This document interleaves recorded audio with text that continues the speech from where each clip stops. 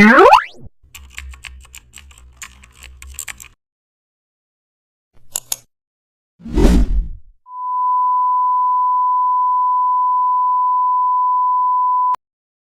back to the channel and don't forget to like, share and subscribe for more updates.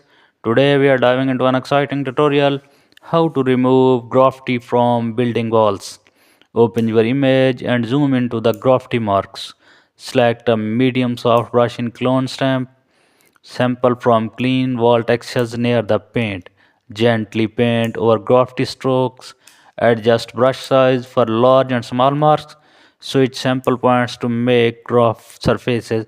Keep opacity around 60% for blending.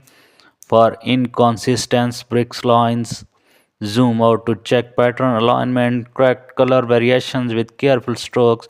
Blend edges where graffiti was removed. Smooth the wall textures for continuity. Retouch shadows if needed.